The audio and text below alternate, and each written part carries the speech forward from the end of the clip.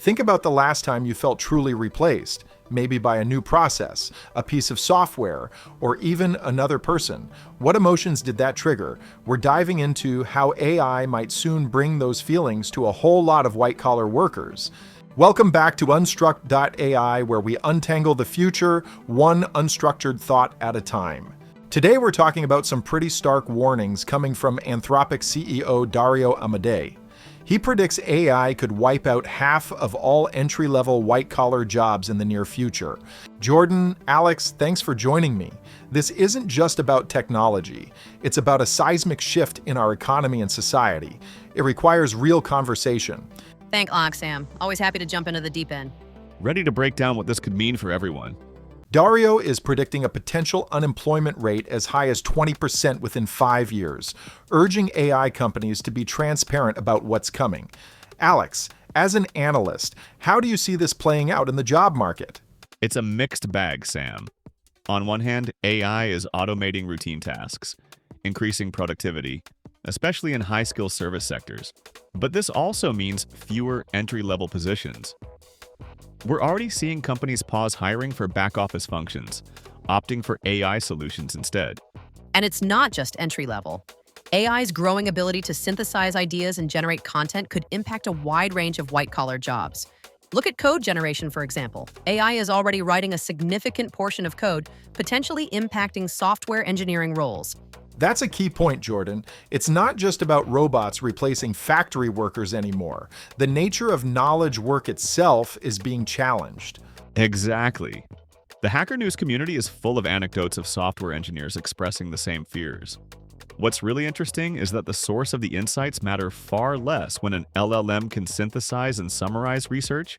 As one commenter said, a highly accurate autocomplete that is able to predict the behavior and words of a genius, when presented with never-before-seen evidence, will be able to make novel conclusions in exactly the same way as the human genius themselves would when shown the same new data.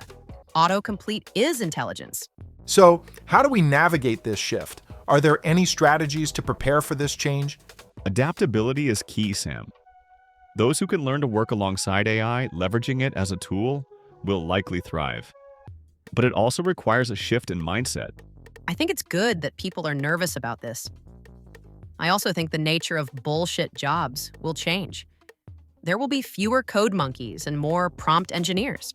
We're also seeing some interesting changes in the AI companies themselves. Another part of the story is that Netflix co-founder Reed Hastings is joining Anthropic's board. What does this mean for Anthropic? Hastings brings experience in scaling a global entertainment platform. His focus on the human impact of technology aligns with Anthropic's stated mission of building AI that helps rather than harms. Anthropic is making power plays. It shows they are positioning themselves not just as a tech company, but as a cultural force. This also implies there may be increased focus on commercial applications. It's a signal that Anthropic is thinking long-term about AI's role in society, not just about the next breakthrough. Dario Amodei has had a consistent message on balancing benefits with risks. I agree. Amodei's message is especially important given the number of AI doomers. Right.